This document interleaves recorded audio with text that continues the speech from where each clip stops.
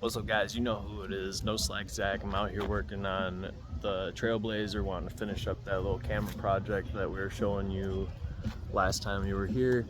One of the things I want to point out in this video is when installing new gadgets like this, it's a really good idea to test everything before finishing the install. So luckily with that backup camera, I didn't have any issues because I used everything that was in the box. But let me tell you, sometimes you can have big issues where you install something that doesn't work. A good example of that would be, I bought this Sony head unit, bought it off of Facebook Market. So what I did was I just wired up the necessary wires to my accessory fuse box that I have down here to confirm that this third-party camera that I bought is gonna work with, oh look at that, to make sure that my third-party camera is gonna work with my new head unit. And so far it looks like it does. So now that everything's tested and verified, we can install. This is how I tested my install. The wiring diagram says that the yellow is the positive to the battery, black is the ground, and red is the trigger to turn on the radio. So because I'm running an aftermarket setup like this with my own fuse panel, the red on the Sony radio is the 12-volt trigger. So it's not like drawing power, it's just sensing power to turn on the radio. So that all being said, this will be installed in here very shortly. Big Sony guy, wanted to make sure I keep it 100. Love their products. Haven't had an issue. I've only bought Sony head units for the past, I don't know, 10 years now. So I'll show you what the final product looks like when it's all done. This is my Wolf Box rear view mirror. When this thing is all powered up, it is super sweet. It does have a 12-volt power supply. That's where I charge my phone 90% of the time, so I'm going to be adding 12-volt down here, car outlet style, just so I can plug it in. I don't want to splice this. From my experience, if you have a device that comes with this and nothing else, no pigtails, use this, because there's probably some microprocessor in here that regulates the voltage. Don't quote me on that, but doing it this way is just way easier. Install a 12-volt outlet, plug it in, done. So this is how I got the rear view camera wire in place. To make a really tiny little cut, poke it with a mini flathead screwdriver, and then I'm able to shove my wire through.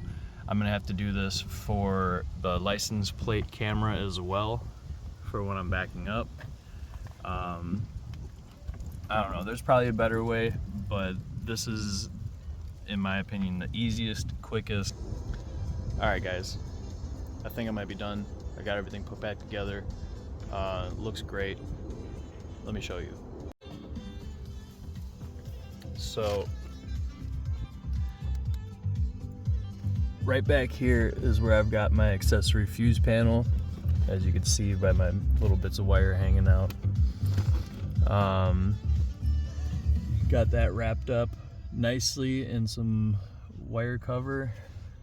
This is my Android Auto USB. I don't know if you can see it right there, but that's my new microphone location. We'll see how that works out. It's supposed to have noise canceling and all that crap. Here's my new radio. Alright guys, I'm finally out here finishing up my backup camera install. I have my rear view mirror camera and my backup camera All I did was drill a hole straight through. Both camera wires come to about this point.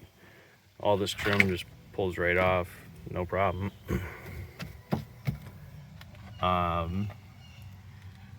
Rear view camera, backup camera.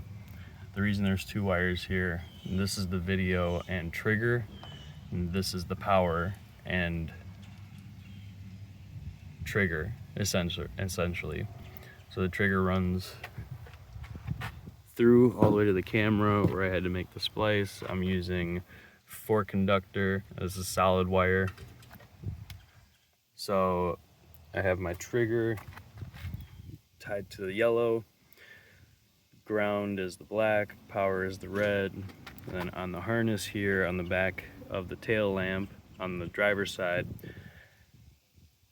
brown is the power, green is your backup lamp, which is tied to my trigger, so that when I put it in reverse,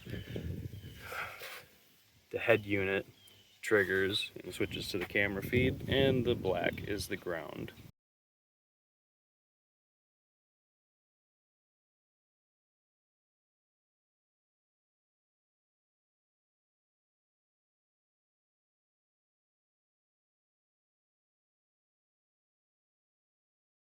Black is ground. I know that because I have a book, and books are better than the internet sometimes, because you can't get this particular wire diagram on the internet. This also doesn't have the green in here on this lamp, but I mean, whatever, trial of elimination. I just stuck the yellow into each one of the holes until it lit up the correct way, and everything works. So, stay tuned. Hey guys, moment of truth. I got it all spliced and wired up. Let's see what happens. Run park-a-doodle-doo.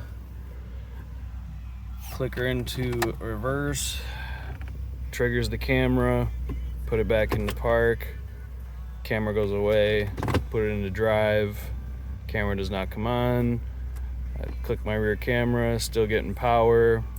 We're good to go, brother. And that's how you do that. Or something. I don't know. I think that thing came out great, man. It is a little favored to the one side, but I could live with that. And plus I got a view like that. Got the 2 views, dude. I'm golden, dog. Alright, so I wanted to show you guys the inside of the truck at night, because this is kind of like how I drive it the most. I did all the trim. It's very hard to see with the wide angle. Let me see if I switch. That's a little better. The entire door piece is done. The footlights, the front, footlights here, all the way around. The side, all the way down. That's my one bad spot, is where the 2 pieces meet. Whatever, no one will ever see that. Very happy with how all this came out. Wire management up here, one tiny little wire. More to come, guys. There's more to come. I gotta set all this trim better, because right now it's kind of sticking out of the door. You can't really see it, obviously, in the dark, but the passenger side looks like crap, and I can't have the passenger princess having the crappy door, so I gotta fix that soon. But